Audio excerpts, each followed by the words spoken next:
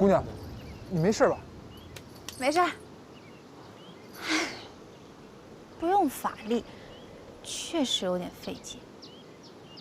姑娘，这绝晓峰岩壁陡峭，据说没人上去过，你何必为难自己呢？因为啊，我要重收覆水。我没听错吧？这姑娘说她要重生覆水。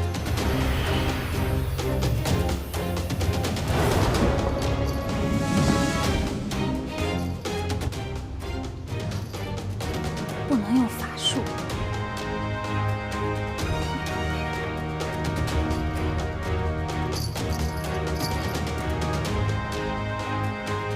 据说这彩虹雨就在这彩色云之中，在经过绝晓峰峰顶的大树时，会有片刻凝结成云。只要将其收集起来，就如同重收覆水一般。但是不久，云朵散去，彩虹雨便会倾盆而下。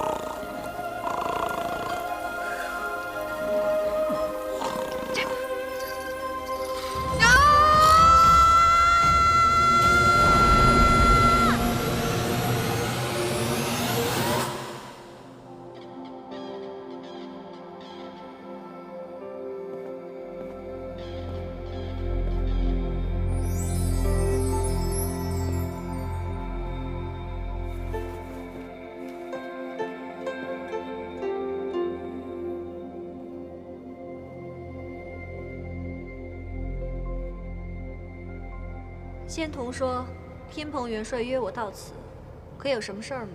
天庭这么大，仙子却偏偏走进了我城堡的地方。不是你让我来的吗？你这磨人的小妖精，总是这么聪明。我可是仙子，你居然拿我跟妖精相提并论。 听说你最近酷爱鉴赏名剑，对啊，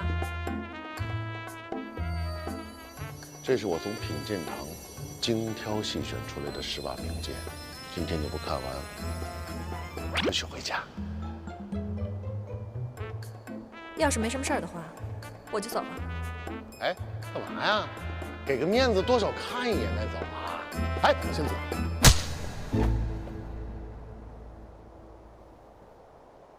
你是第一个敢对我动粗的女人，不过我喜欢。哎呦！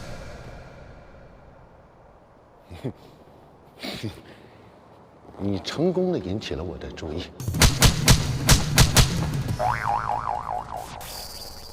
好了，乖，我们继续看家。哎，你干嘛呀？你打我干嘛？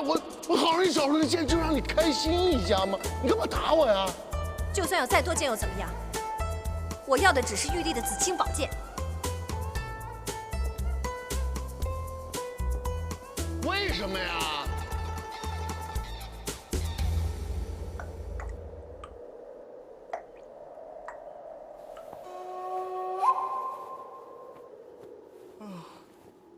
我这是在哪儿啊？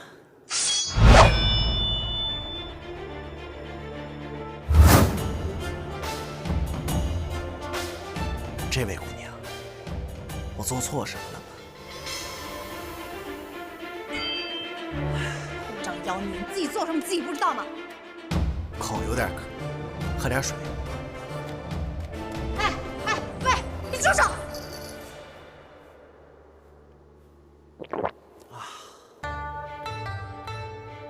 你也要喝？我杀了你！等一下，等一下，姑娘，我知道我一定做错了什么事情，但是请你告诉我，我一定会负责的。负责？我昨天好不容易登上绝晓峰，我准备利用彩虹雨来覆水重收，结果呢，你这么一只大猴子天上掉下来，把水全都弄洒了。我今天早上好不容易又采集了露水，准备再次覆水重收，你给我把它喝了。就这些？就这些？你还想要什么呀？我懂了，我懂了。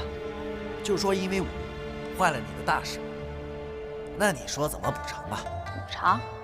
覆水难收，我好不容易想到办法完成这件事，结果你呢，连续给我捣乱。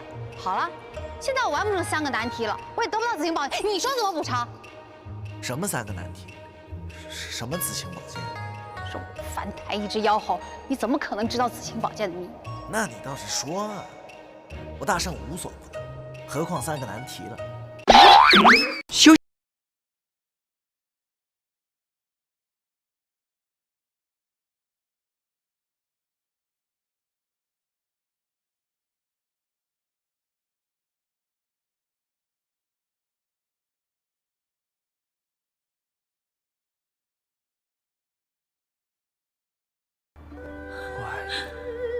如果非要在这份爱上加上一个期限的话，我希望是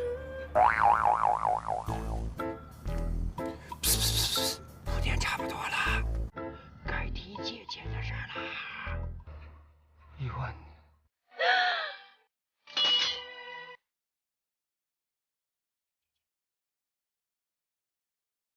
别说话，吻我。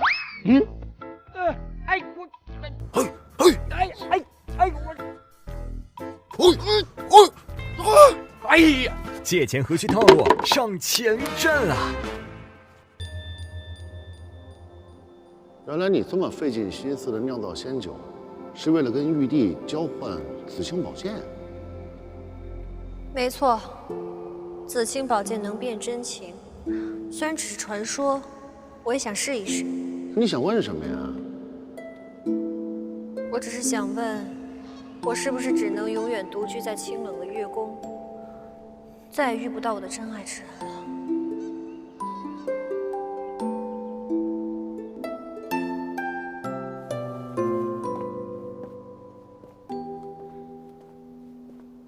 那个，你看啊，这个人世间的缘分呐，就是如此的神奇，你无心插柳，但却百柳成荫。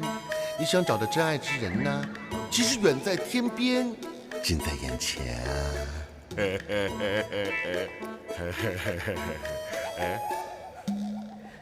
你说你是真爱之人，我可不信。更要把紫青宝剑找来验证你一下了。还验证什么呀？这是怎么验证啊？哎，再说，你现在仙酒都没了，你拿什么跟玉帝换啊？你说的也没错，你我虽然都是神仙，但也无法让时光倒流，还说什么真爱呀？大家都是神仙，所以才般配啊！仙子，你再考虑考虑。哎，仙子，时光倒流。我从小啊就坚信我的意中人是个盖世英雄，有一天他会踏着七色的云彩，身披金甲圣衣来娶我。依我看，这天上天下，盖世英雄只有我一个，还有什么金甲圣衣，我那儿多了去了，我都不稀当穿。你能不能赶紧说那3个难题？连3件难题都不知道，你还好意思说自己是盖世英雄？你不说，怎么知道我不知道？是这样的，玉帝呢得道之时，曾挥动神剑斩断了青丝，这把神剑啊正是紫青宝剑。紫青宝剑呢，因此就通晓了天人魔3界所有的情爱之事。现在啊，插在离恨天吐虚幻境的青梗石上。我只要得到紫青宝剑呢，就可以知道我的意中人在哪里。可是必须要完成3个难题，就是覆水重收、破镜重圆和死而复生，而且不能使用任何法力。哎，总之啊，只要是完成了这3件难题，我就可以知道我的盖世英雄在哪了。等会儿，你说什么？完成这3件难题，我就可以知道我的盖世英雄在哪里。不是这句。3件难题，覆水重收、破镜重圆和死而复生，也不是这句。玉帝得道之时啊，曾挥动神。没错，就是这句。这一句，这句怎么了？这把剑是玉帝老儿的。对呀。所以我帮定你了，只要是能够奚落这个玉帝老儿的事儿，我一定义不容辞。你说的简单，光是覆水重收这一件事情就已经够难了。我好不容易才想到用彩虹雨来完成，结果呢，被你给搞砸了。现在啊，我都不知道彩虹雨什么时候才能遇到。得到紫青宝剑真的很难啊！重收覆水，交给我吧。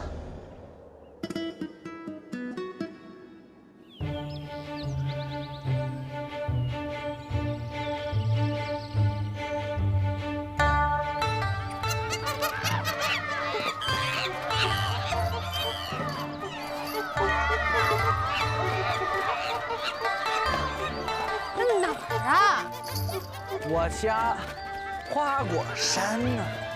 你家？你家怎么能重收？喂，哎，请你的。谢谢。怎么了？你不喜欢吃这些？你早说呀！花果山物产丰富，什么没有？只有你想不到，没有这儿没有的。我早该想到了。你就是一只猴子，你怎么会明白我说那些呢？好啦，你现在也回家了，我该去做我自己想做的事情了啊。不就是覆水重收吗？有什么难的呀？跟我来。喂。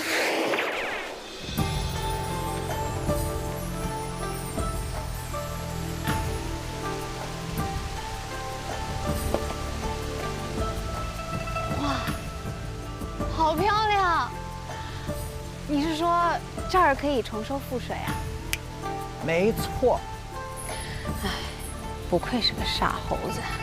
这儿呢，瀑布虽然好看，但是紫青宝剑要求的重收覆水呢，不是什么水都可以的。你怎么就知道这是普通的水呢？你看这个瀑布的造型，每天哗哗哗的往下流。像不像是有人在上面往下倒，每一滴都不会重复？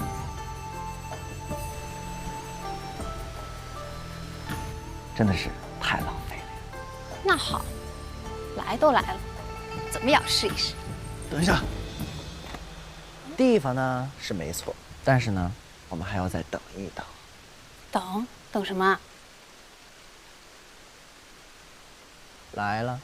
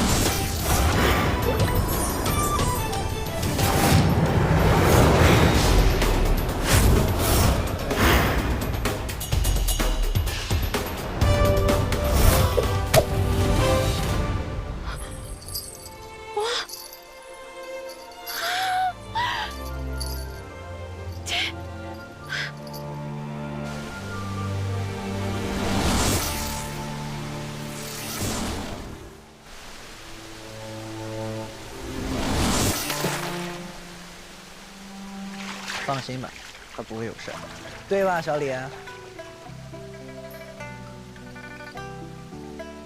哎，我听说啊，天界的龙门呢，每年会在特定的时候开启。这个时候，只要越过障碍跳进龙门，就可以变成真正的飞龙。以前我只是听说，没想到是真的。你好啊，小李。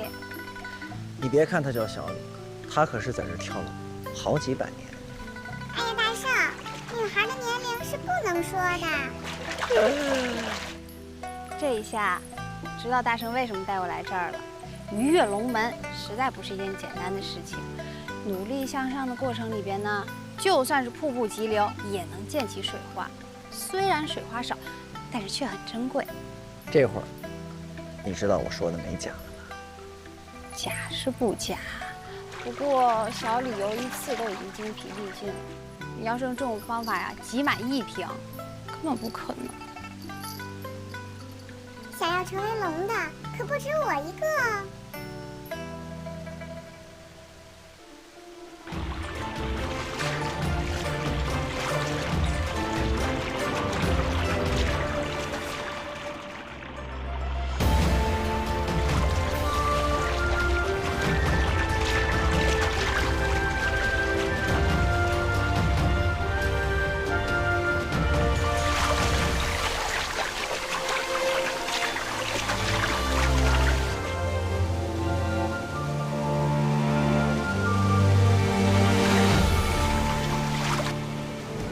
现在看你的了。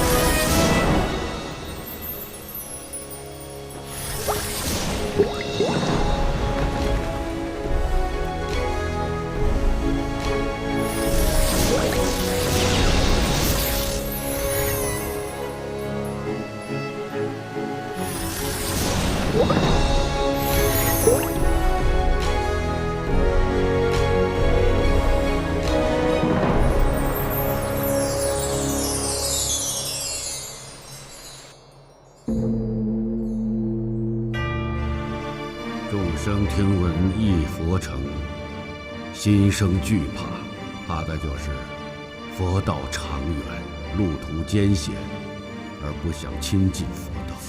想要彻悟成佛，只有用大无畏的精神和勇气。一切众生从无始来，迷己为悟，失于本心。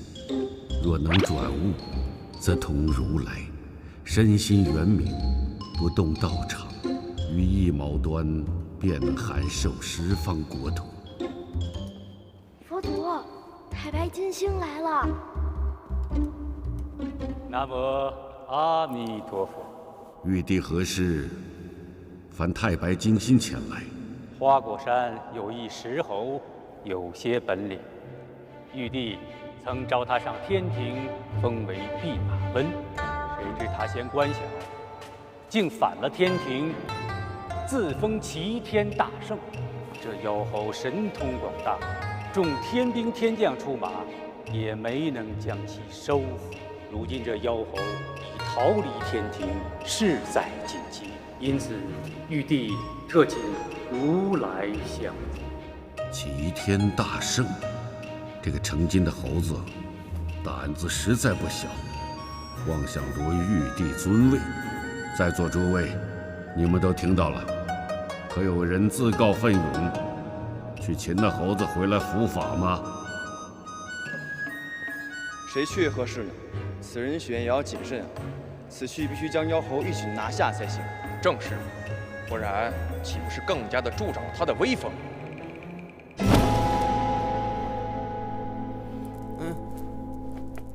阿弥陀佛，其实睡觉也是一种修行。这位是我的二弟子金蝉子。阿弥陀佛。既然如此，捉拿妖猴的任务就交给他吧。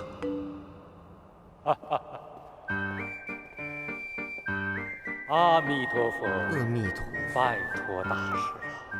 大师既然是如来所见，想必定有一身非凡的本领。只是那妖猴凶狠非常，大师千万小心。我这就回天庭回报玉帝，静候大师佳音。哎，你说什么？什么豪子？你静候什么佳音？哎，那个谁呀？你慢点飞呀，很危险。师傅，刚才弟子在修行，没有听清楚你们在聊些什么，可不可以再重复一遍？金蝉子，你速去速回，让那猴子趁早皈依我佛，莫要一错再错。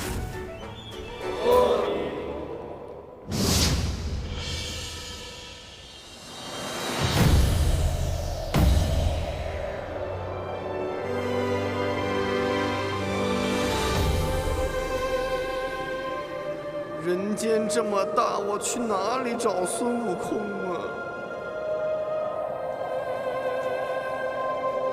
哎呀，不过还好啊，太白金星给了我一张孙悟空的画像，长得真丑啊，有道是路在嘴边。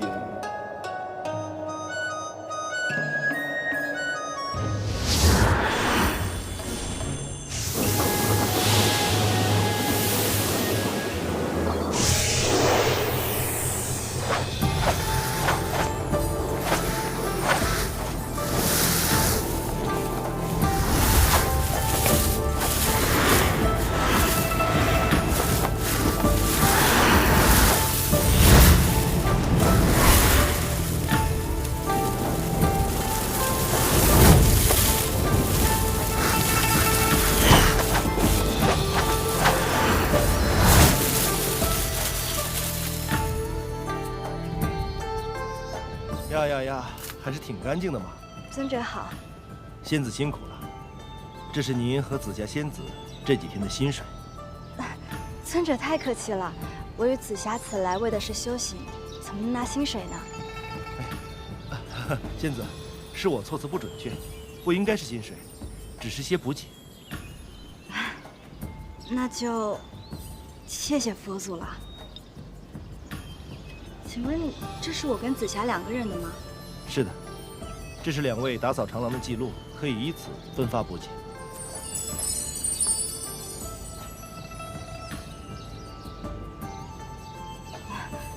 敢问尊者，紫霞怎么打扫的这么少啊？哎呀，你跟紫霞身形接近，会不会是我记错了？不过话说回来，确实好像有些日子没见到紫霞仙子了。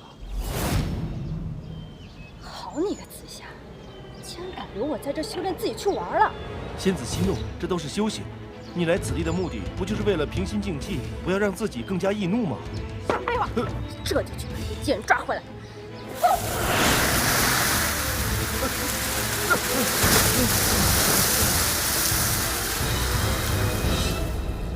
所以，现在又要重新开始打扫了吗？可是钱你已经……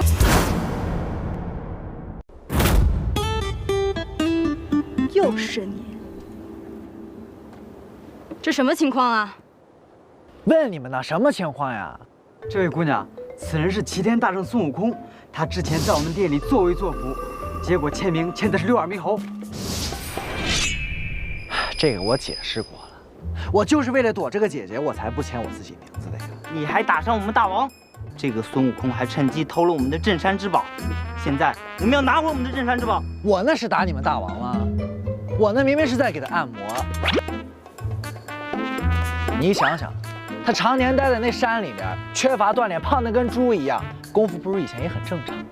而且我真的没有钱，你如果不信，你现在就可以去问问你们家大王，那是他给我的按摩小费。可你还抢了我们的店，我们的店是全镇最好的商铺。我那还来啊？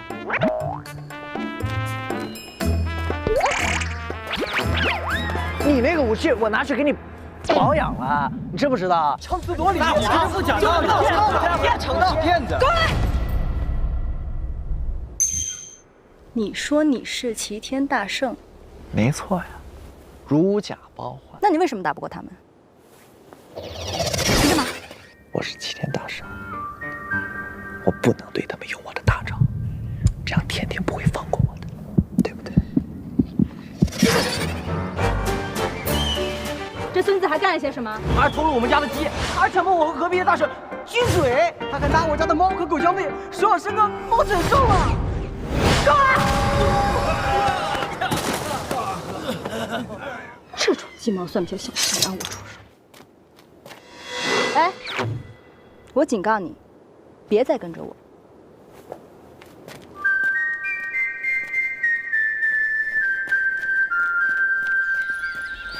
哎，要是按照老侯爷爷说的，我们可以根据兰花王开花前分泌的兰膏来粘合岁镜，但是呢，就是不知道这个兰花王到底什么时候开花，我们能不能赶得上？这个就要看仙子你的运气了。运气不好的话呢，可能30、50年都不会开。要是这个办法真的可以，我就等他个3年、5年、10年的。再说了，就是上百年我也等。看不出来啊，你还挺有毅力。哪里看不出来？我这么聪明、智慧、魅力脱俗的。哎，这个兰花之所以叫兰花王，它有它厉害的地方，不仅在于它年岁悠长，还在于它花开不败，所以你就可以不用等那么久了。哈，你这个大骗子！那花明明是开的，你还骗我？我只是在替紫青宝剑考验一下你而已。那请问紫青宝剑对我的回答满意吗？非常满意。走，采花去。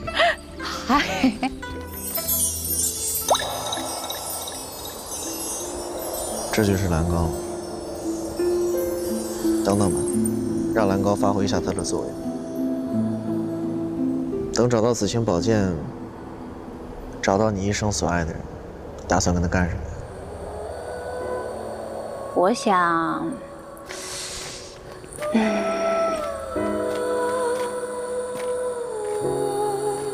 我想跟他去最美的地方，看最美的风景。花果山就很美啊。嗯，我会带他来这里的。哇，真的好了！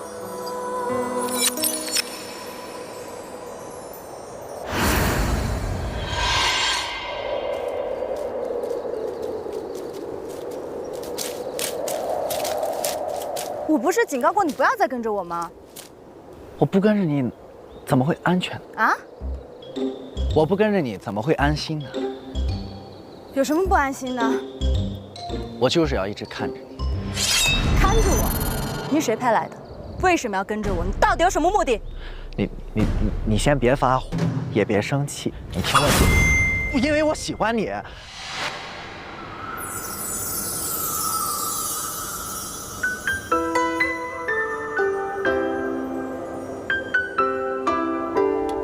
所以我一直尾随你，但是我却找不到接近你的办法，于是我就到处捣乱，目的就是为了引起你对我的注意。我知道这样做很唐突，我本来一辈子都不想告诉你的，但是没办法，我已经来不及了。现在如果你想杀了我的话，那正好。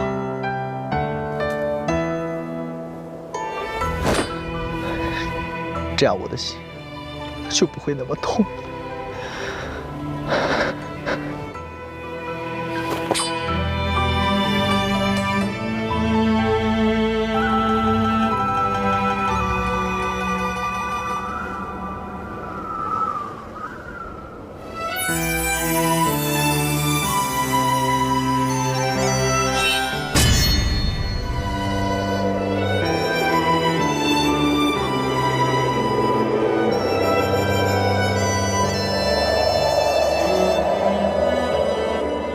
这兰花王一点用都没有，真的是太生气了！亏我跟他做了这么久的邻居，我现在就要把他拔了。哎，没事儿的。虽然啊，这期望很高，可是我也不是没做好失败的准备啊。而且我们这是第一次尝试嘛，失败了也不奇怪呀。不然那么容易完成的话，哪能算得上是难题啊？啊？你你看看你那个失望的眼神，你怎么比我还要难受？哎，放心啦，这一点小的打击啊，对我来说算不上什么，只会让我更努力、更坚强。大王，不好了！大王，不好了！什么事儿？我们抓了一个。我兄弟找我有点事儿，我先跟他去计划一下。走。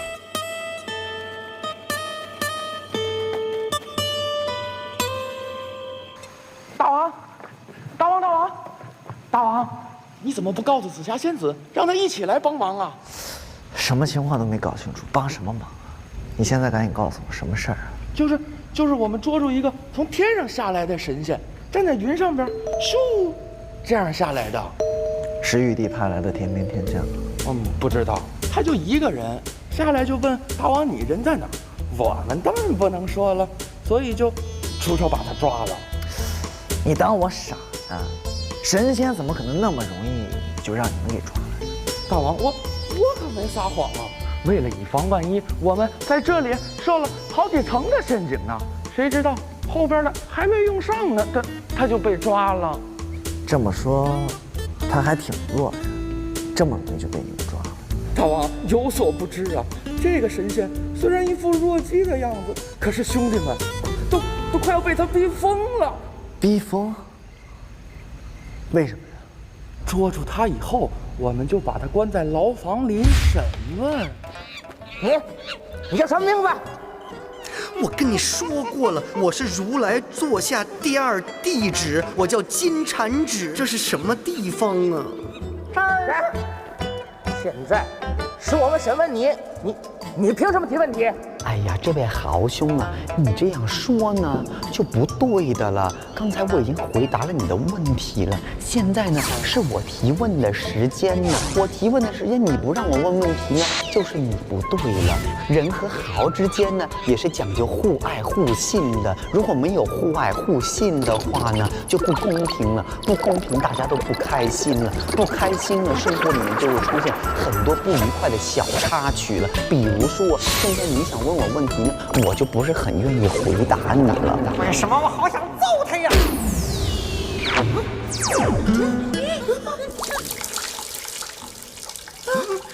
你都打了我了，那你可不可以告诉我这里是什么地方？告诉他，这儿是花果山牢房。牢房，我来花果山呢，是要找齐天大圣，跟他聊下天。我是来做客的，你们怎么可以把客人带到牢房来？这就是你们花果山豪子的待客之道，是不是？我们已经回答你的问题了，现在轮到我们了。没轮到你呀，我还没有说完呢，你怎么这样呢？啊！要听人把话说完，这个也是做豪子的一个最起码的礼仪呀。我们为什么要说这个礼仪？哎呀，你们知不知道？所以呢，你们就分不清楚什么是客人，什么是敌人，什么是客房，什么是牢房。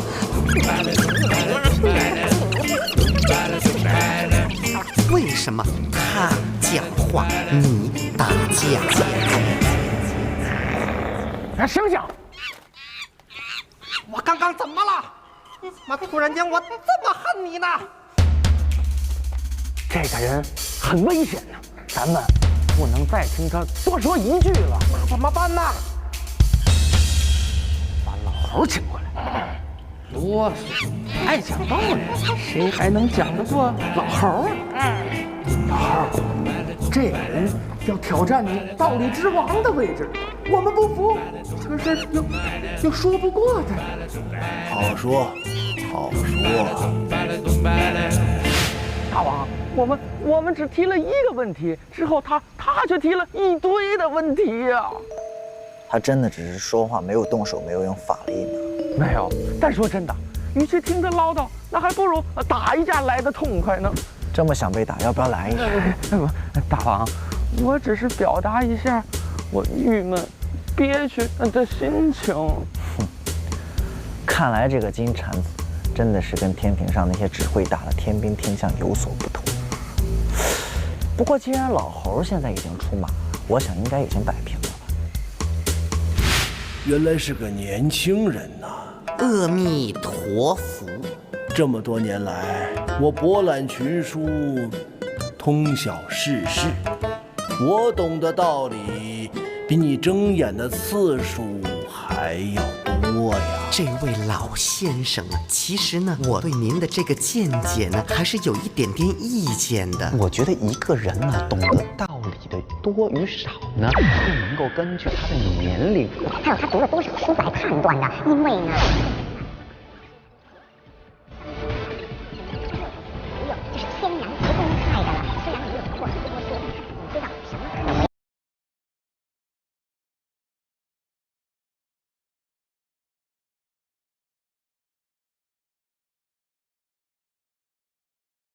为什么会知道我长了几次眼睛呢？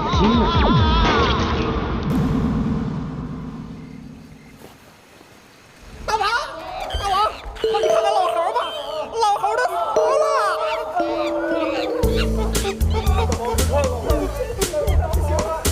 大王，大王，老猴他死了。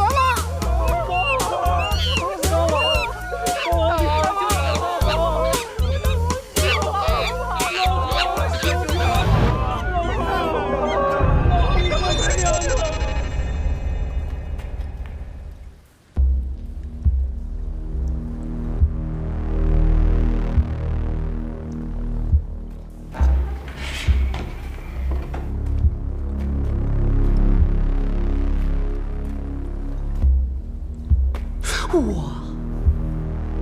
诶，这位小兄弟，我们未曾见过，你长得也是很有个性。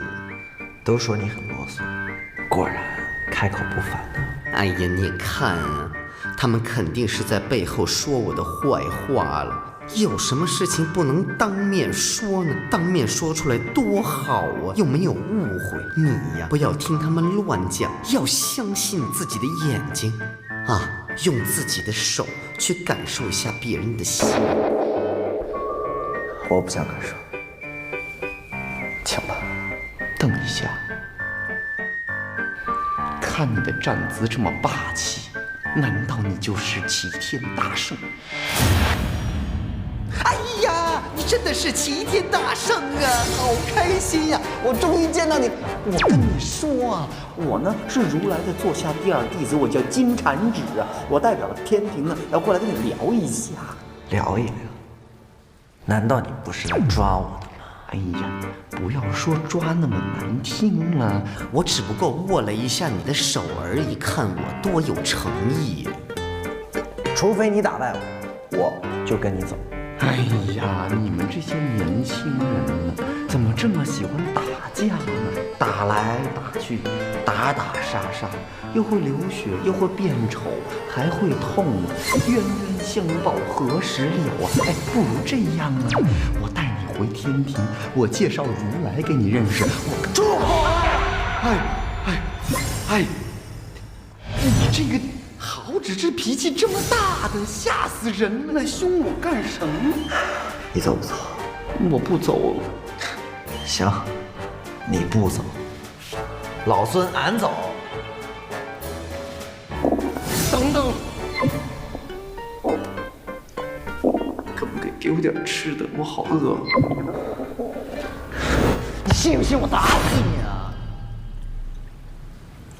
如果打死我你就去见玉帝的话，那你就打死我吧。你打不死我，我不走。我不吃肉啊！休息一下啦。二位姑娘真是很有眼力，这金箍棒可是孙悟空的贴身之物，可大可小，颇为抢手。老板，80两我要了。成交。老板，80两我要了。等等，菠萝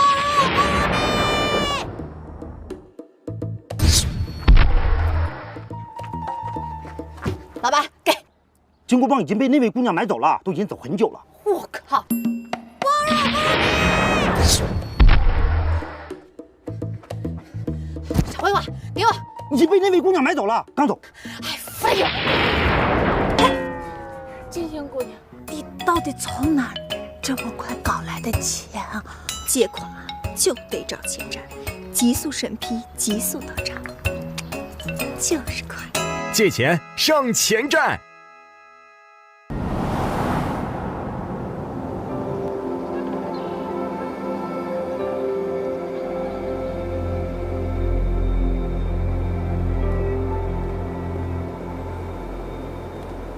想什么呢？嗯，哎，上次没聊完啊，咱们继续聊聊啊！啊？哦，哎呀，常常，我说你这个人太没有情趣了，我都对你双臂动了，这个时候你该娇羞低头才对呀。我们再来一遍，来。就算是时光倒流，我也不会配合你的。那如果我真能让时光倒流？听说过月光宝盒？少来搞推销啊！这兔子掉毛的事儿我还没给你算账。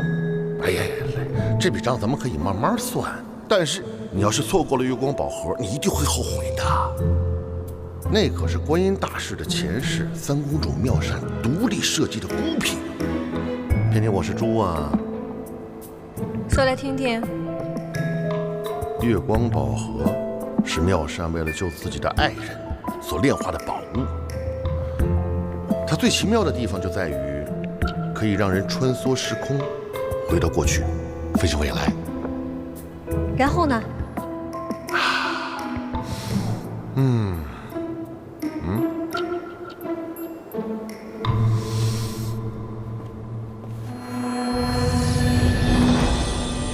然后妙善经如来点化，历经千世轮回，最终修炼成看透世间一切苦恶的观世音菩萨。月光宝盒一度流落人间，引得世人争抢。问世间谁不曾有执念和遗憾？人人都想通过月光宝盒改变过去，奈何世间万事万物皆有因果，妄自更改，必定天下大乱。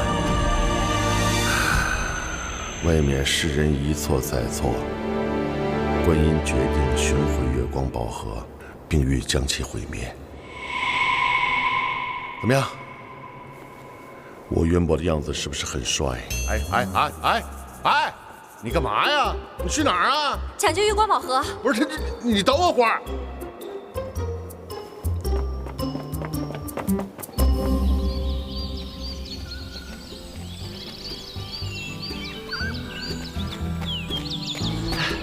我终于找到你了，快走吧。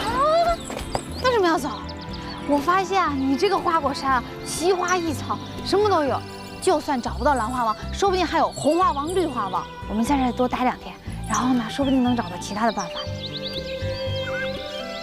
我们还是走吧，其他地方说不定也有红花王和绿花王。其他地方的红花王和绿花王，那也不是这儿的红花王和绿花王呀。你不走，我走。喂，你昨天走了以后就很奇怪，你是不是发生什么事儿了？没有，只是这几块镜子放在我这实在是渣呀，我只是想尽快的完成而已。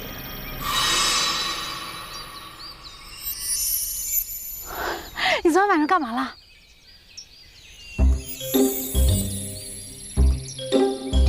我什么都没做，除了我呢是如来的座下第二弟子，我叫金蝉子，我代表了天庭呢，过来跟你聊一下。难道这个金蝉子真的非同一般？你说什么？不行，我还要再确认一下。哎，你又不走了？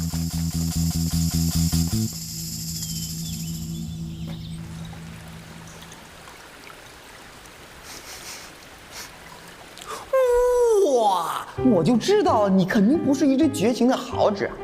我看你呢，算是个不错的神仙。所以我有几句话想要跟你讲。你说。我喝了玉帝老儿的酒，打了他所有的天兵天将，我还放话说要坐他的位置，所以，我现在跟天庭的关系呢，那就像这面镜子一样，破镜无法重圆。你叫什么来着？我是如来座下第二弟子，我叫金蝉子。金蝉子，如果你能够让这个破镜重圆的话，我就跟你回天庭负荆请罪。但是，我觉得这一定是不可能的。你是不是也觉得不可能啊？是不是？我让破镜重圆了，你就会去天庭负荆请罪啊？当然，一定。但我就觉得，你这个牛吹的有点大了。牛吹的大不大，要吹过才知道。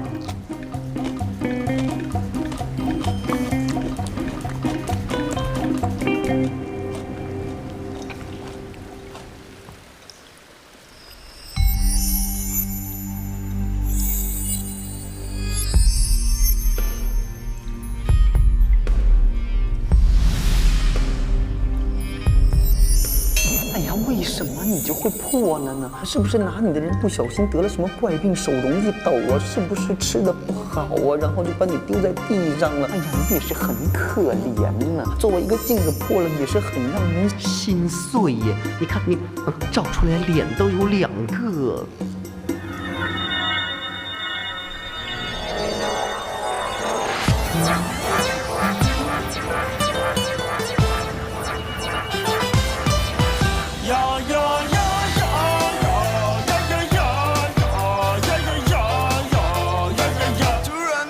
这是对呀，这就是对，不对也对。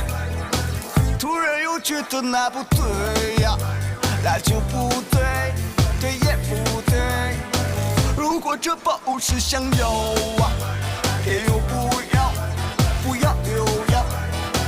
如果这装备不想要啊，偏偏又要，要是不要，天上一只猴。山一头牛，是猴大那牛，还是牛撞猴？天上那只猴，很善良头牛，是猴大那牛，还是牛撞猴？如果你觉得你很牛啊，你就很牛，不牛也牛。如果你觉得你不牛啊，那就别说，低调不错。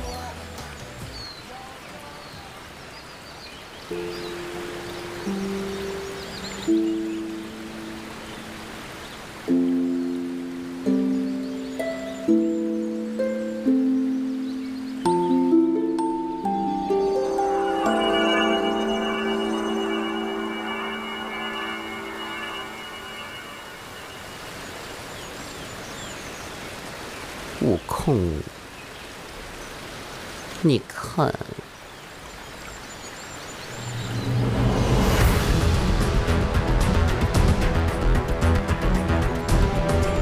你真的做到了，我真的是大心眼佩服。阿弥陀佛，有话好好说，站起来再说。悟空，我们纠结镜子的事情已经纠结了好多天了，都没有好好的聊过天，不如我们聊一聊。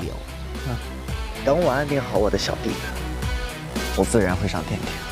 啊，你用的时间是不是很长？很长的话，不如我等你。不用等。你出来这么久，如来一定很担心你的。你说的也很有道理呀！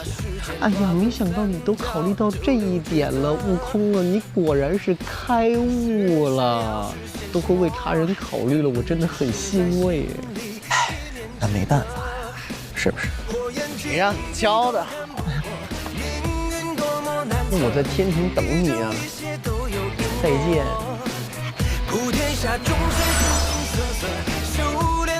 再见。紫霞，你快来看，破镜重圆了！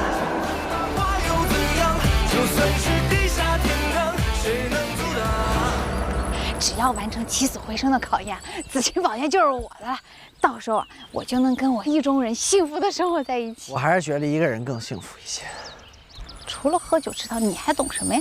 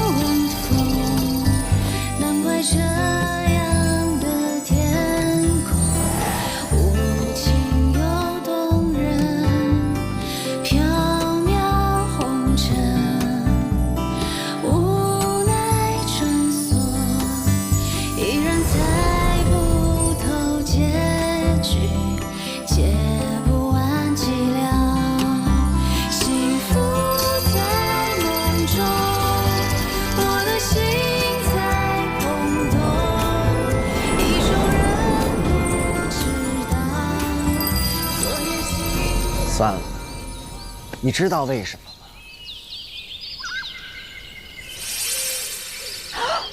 哦，花虽然落了，可是没有死啊，它只是把生命传递给了果实，所以不能算是死而复生。正确。啊，那怎么办啊？去镇里看看吧。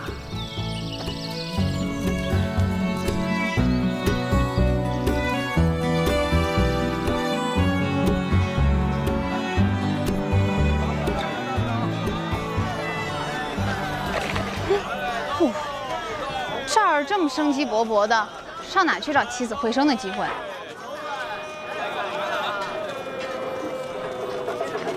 哎，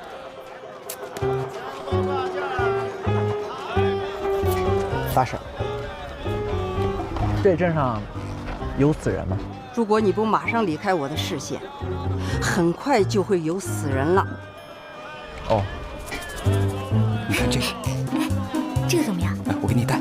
啊，你看，哇，这个套进去了。要不就这个。这个颜色不太好。我说你们女人是不是除了买就是买？花钱哪有谈恋爱好玩？你不觉得他们很幸福吗？走累了吧？我觉得吧，那男的眼光就跟那女的身材一模一样。放过我吧！放过我吧！验了气的病人，我也回天乏术啊！放过我吧！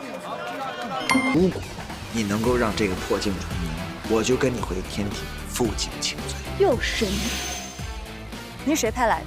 为什么要跟着我？你到底有什么目的？因为我喜欢你。听说过月光宝盒吗？它最奇妙的地方就在于可以让人穿梭时空，回到过去。少儿这么生机勃勃的，上哪去找起死回生的机会？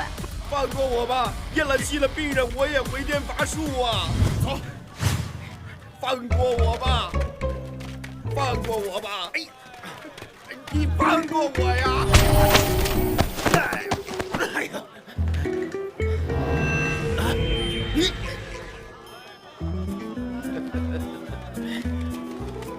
您这伤着没有啊？没事吧？师傅，哎呀，这是我家小徒弟，人可乖了，我每次出诊都要带上他。哎呀，行了，哪么多废话，赶紧走吧。你也不能斯文点儿。夫人来了，夫人，大夫来了。哎呀，大夫，快，大夫，你可一定要救救我家宝宝，他可是我们全家的心肝肝呀！不是，放心，我师傅是当代扁鹊，在世华佗，一定能够妙手回春的。不过现在还得请各位先回避一下，好吧？不要打扰到我师傅思考，好吧？李夫人，回避一下。哦，快来，福夫人回避一下。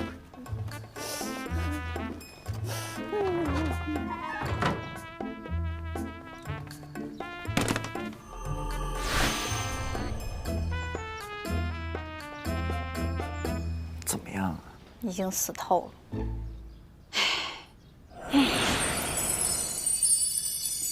不是说不能施法吗？我施法都没把握能救活他，只能先试一试。行，那你施法，外面我来应付。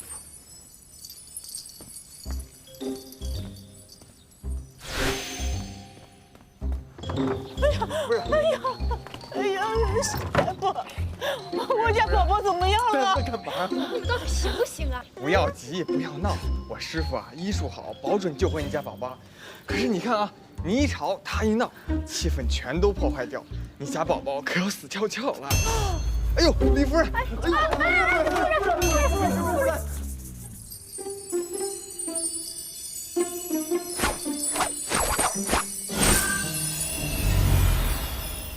好了没有啊？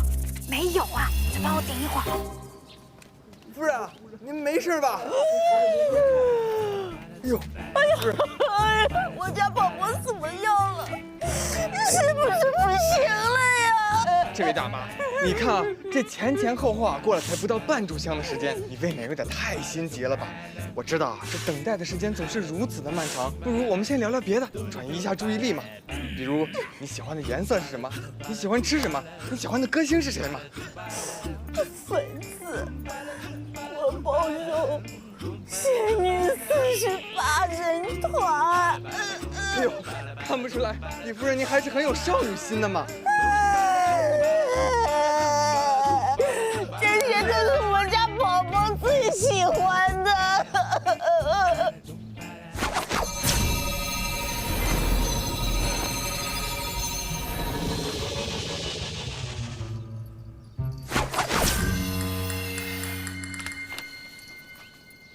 夫人，这是我家宝宝给我画的肖像。我在我家宝宝心里是最美的，其实我也没有那么漂亮，是不是啊？还有，画的美啊！不行啊，这个家伙太美了。哎，你看呀，你看，这是我家宝宝的宝贝。这是皮带吧？这是他的皮，太长了，我给他剪掉了。哎呦，夫人，我替你搭把手啊。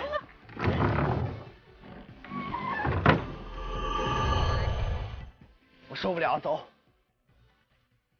我不想那么轻易放弃。那咱们何必在这死磕呢？外面有大把的机会，还没等你救活这个死胖子，我已经被他妈念死了。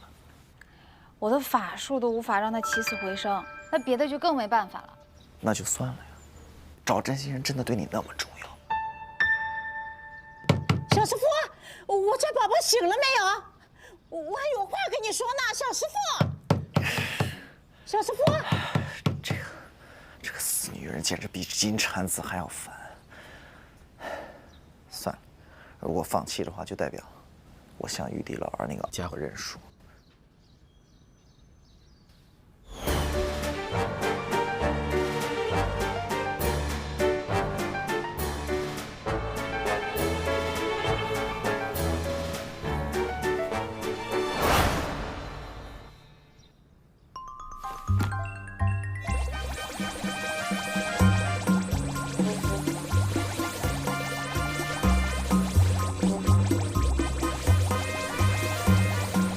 是不是？我问你呢，起来！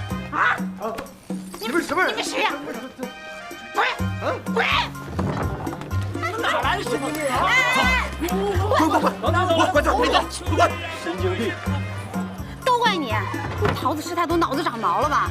想出这么烂的法子。至少我们排除了一种方式。你走吧。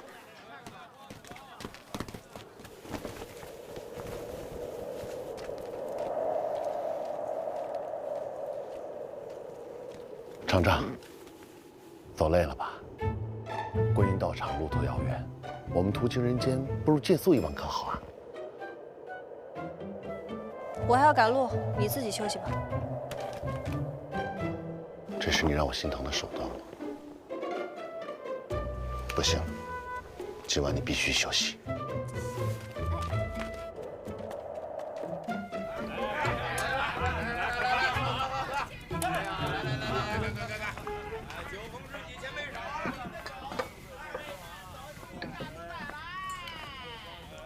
放心，只要是你想要的，我一定帮你拿到。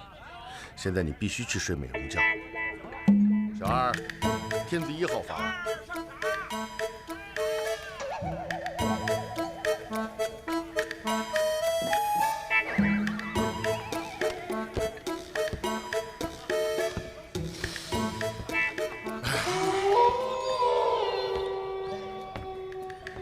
小二。天子2号房是不是？你怎么知道？因为等等，按照你这种奸商的逻辑，2号房一定离这1号房有8丈远。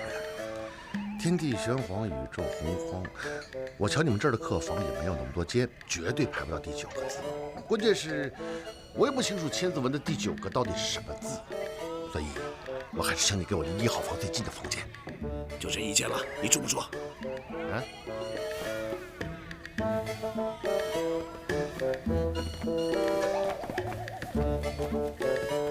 现在就是这里。这连个门都没有，你给我钥匙干嘛呀？哎，这样子嘛，企业文化当然是要有的嘛，没有门也要有钥匙的。那说好和1号房对近的，就给我睡这个？哎呀，1号房当然是顶层套房啦，先生。虽然我们客栈小了那么一点点，但是很国际化的好吗？要不是因为现在是淡季呀，你根本没有地方住的哦。问问你老板，你们店卖吗？什么？你要买我们的店呐？对呀，我把你们店买下来，然后关掉它呀。要你这种员工有什么用啊？先生，时候不早了，你还是洗洗睡吧。晚安。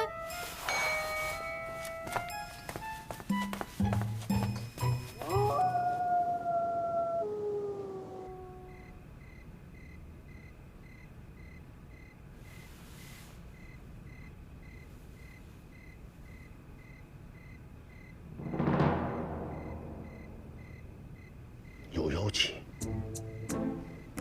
厂长。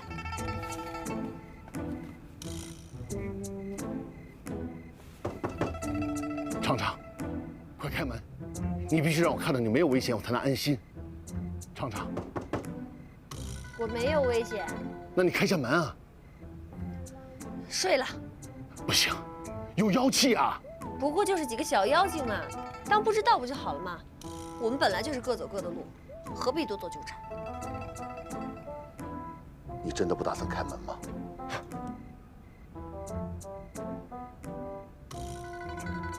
好，我就喜欢你这种个性的女孩子。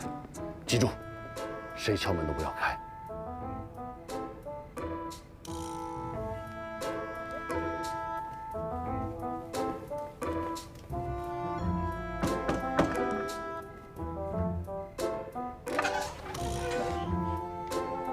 毛巾，谢谢。不客气。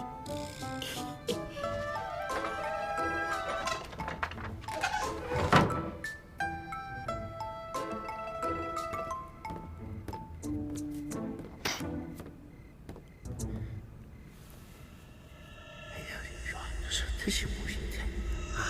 这是不是这？啊，是不是这？是不是这？就是啊！哎呀，就是。看他修炼了多少年，就敢出来行走江湖了。来也。现在妖精的门槛是越来越低了。这个紫霞真厉害呀，已经完成了国境2重考验，看来他很快就能得到紫青宝剑了。他都能完成考验，那我也能。别吹了，一到天路你就变回大蛤蟆了，还想挑战紫青宝剑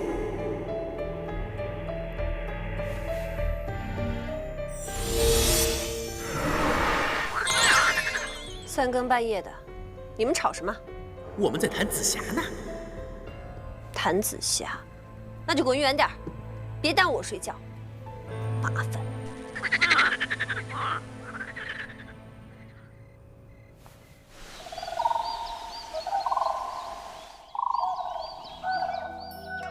到了，这儿就是观音的道场紫竹林。哎，仙童，天蓬元帅，嫦娥仙子，观音最近下凡到人间普度众生，不知2日前来，有失远迎。哎呀，没事没事，不要客气啊。这个由于近来呢天庭雾霾严重，加上仙子呢在玉帝的寿宴上被孙悟空糟蹋了仙酒，心情不爽，我陪他到处走走。路过此地，顺便过来看看。你忙你的，你忙你的，去。哦，那2位请自便吧。哎呀，真乖。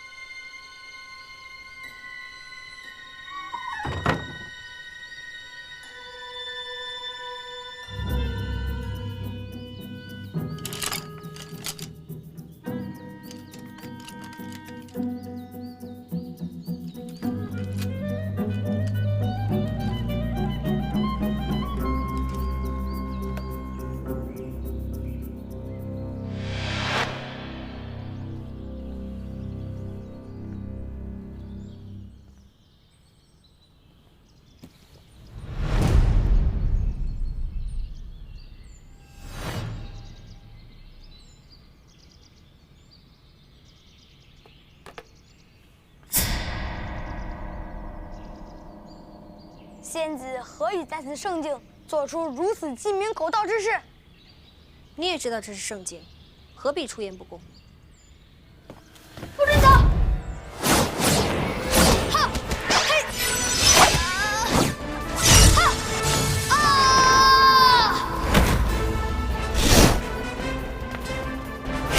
哈，哈！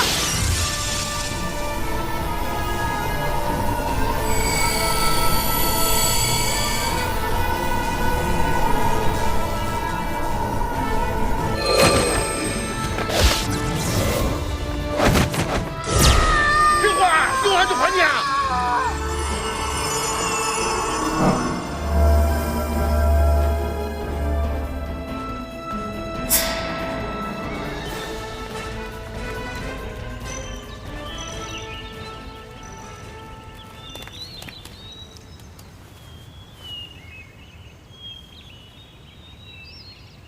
我也是没有想到，神乎其神的月光宝盒原来这么不起眼儿。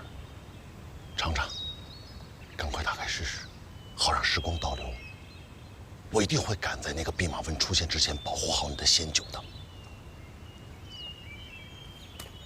也好让我们重新开始。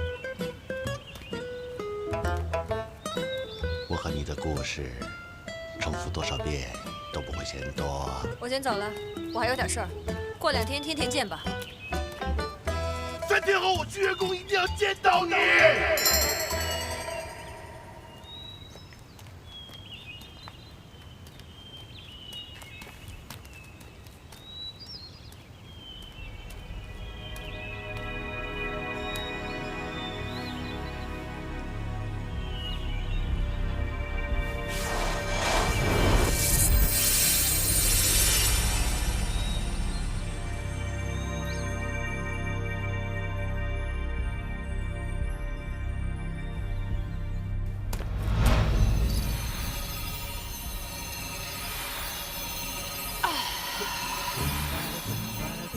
你们两个疯子，能不能别当我做生意啊？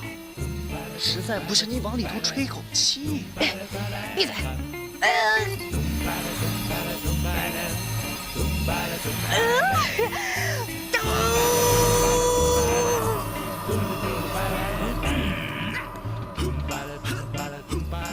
这可是我费了半天劲才刮的鱼鳞。大哥，只要这条鱼能够死而复生，只要我们的任务能够完成，你这条鱼一定能卖个好价钱，知道吗？这叫什么？双赢啊！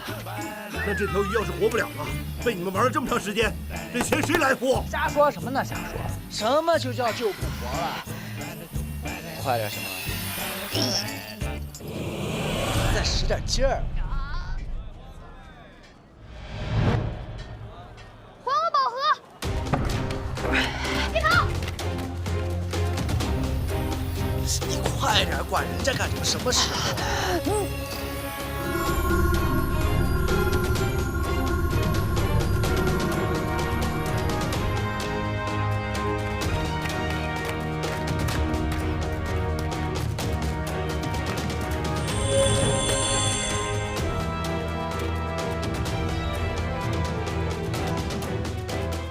死心眼的臭小子，真是个小年纪。你把宝贝还我，我自然不会纠缠。多事，用完了自然就会还你的。观音大士大慈大悲，根本不会计较。既然有借有还，就光明正大一点。偷偷摸摸，我岂能饶你？哈哈！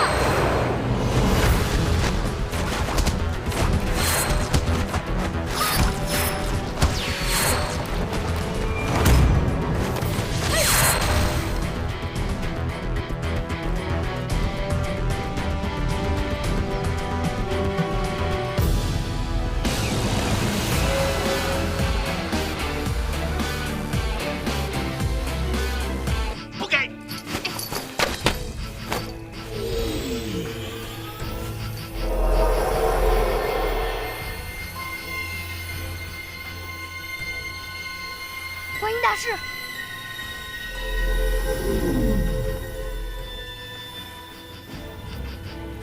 天蓬，你与嫦娥盗我宝物，伤我童子，如今又在此与人争斗。你若将宝盒归还于我，我便不再计较；否则，玉帝的惩罚，你也是知道的。